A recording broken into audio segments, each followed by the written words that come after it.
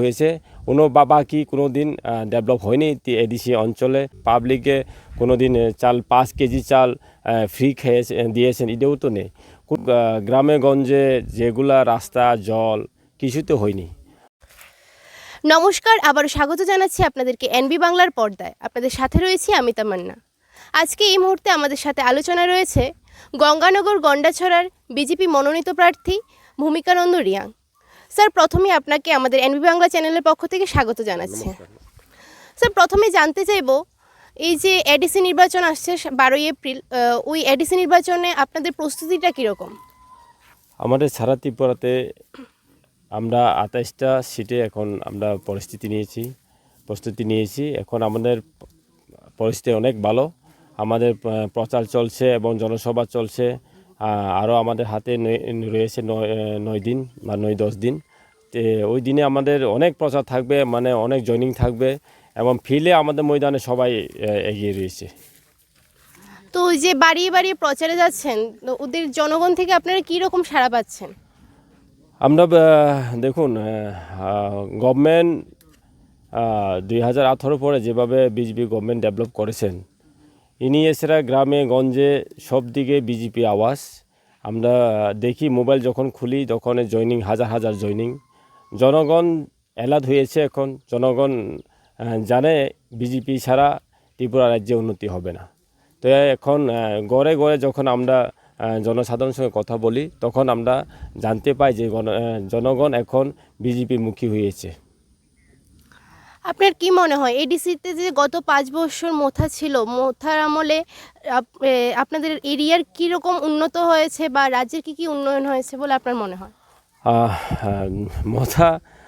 মথা আমলে 2021 থেকে আরম্ভ করে এখন 2026, মানে 5 বছরে আপনারা দেখুন গ্রামে গঞ্জে যেগুলা রাস্তা জল কিছুতে হয়নি।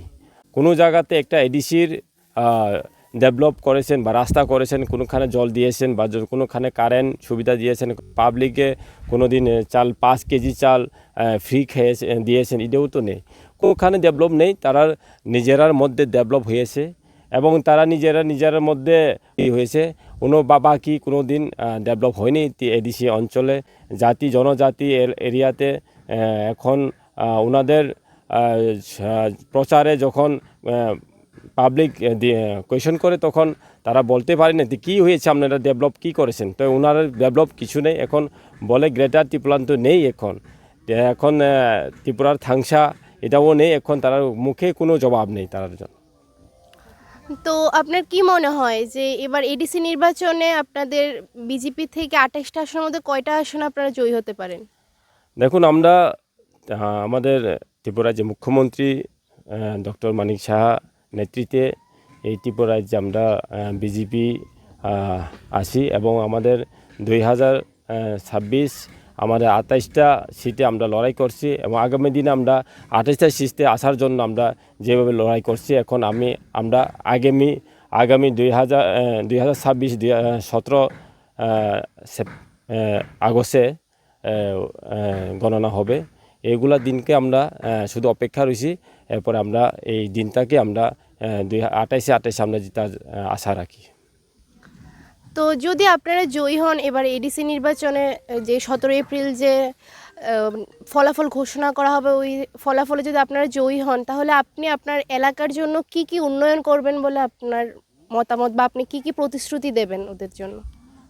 আমাদের 8 নং গঙ্গানগর গন্ডাছড়াতে দেখুন, এখানে আমাদের গঙ্গানগরতে যেভাবে ডেভেলপ হয়েছে 2021 থেকে 2026, আবার আমাদের এখানে রাস্তা জল কিছু জায়গাতে বাকি রয়েছে। ওগুলো আমরা যদি 21-এ যদি 2026-এ যদি আমরা জিতে আসি তাহলে আমরা এইগুলো পূরণ করব। তো আর এখন আপাতত আপনার যে এরিয়ার জন্য আপনি কি প্রতিশ্রুতি দেবেন বা ওদের জন্য কি কাজ করবেন, কি উন্নয়ন করবেন, আপনি এটা যদি একটু বলতেন। আমাদের এখানে আমরা 2026 আমাদের এখানে ইলেকশন জিতার পরে আমরা এখানে এই গ্রামটা আমাদের বাতাপাড়া।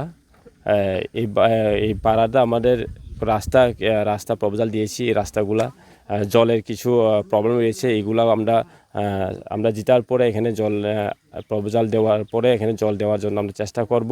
আগামী দিনে সমস্ত আমরা গঙ্গানগর গন্ডাতুইর সাথে উন্নতি এবং রাস্তা, জল, কারেন্ট যে প্রয়োজন এগুলো আমরা দিয়ে দেব। স্যার, আমরা তো শুনতে পেয়েছিলাম যে আপনি ইন্ডিপেন্ডেন্টে দাঁড়িয়েছিলেন, তো এই এলাকার জন্য কি কি ডেভেলপমেন্ট আপনি করেছেন, এটা যদি আপনাদের বলতেন।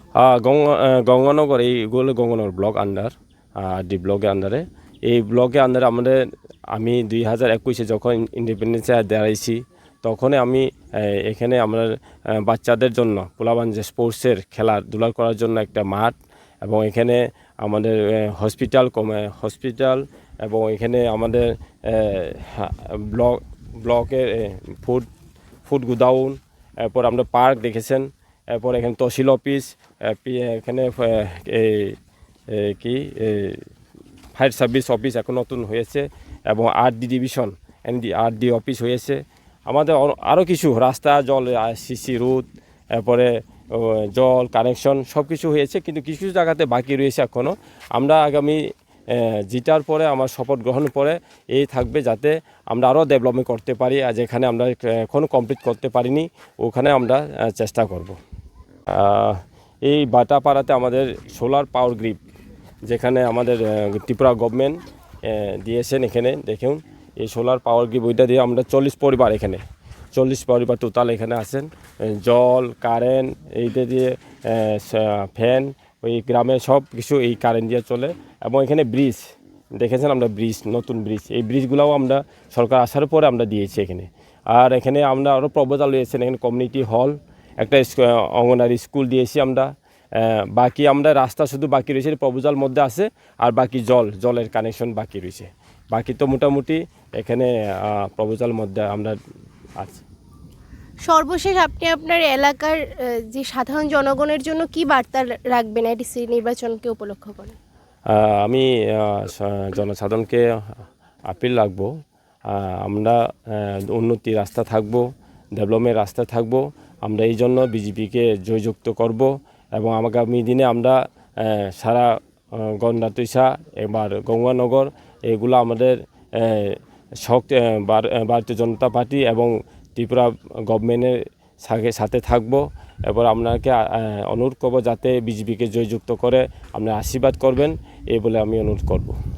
অসংখ্য ধন্যবাদ স্যার আপনাকে, আপনার মূল্যবান সময় থেকে কিছুটা সময় আমাদেরকে দেওয়ার জন্য। তো আপনারা দেখতেই পেলেন গঙ্গানগর গন্ডাছড়ার যে বিজেপি মনোনীত প্রার্থী ভূমিকানন্দ রিয়াংয়ের মতামত, এডিসি নির্বাচন সম্পর্কে ওনার মতামত আপনারা শুনতে পেলেন। তো এখনকার মতো বিদায় নিচ্ছি। এখন দেখার বিষয় এডিসি নির্বাচনের ফলাফল কী হয়। আপনাদের সাথে আছে আমি তামান্না, আপনারা দেখছেন এনবি বাংলা। নমস্কার।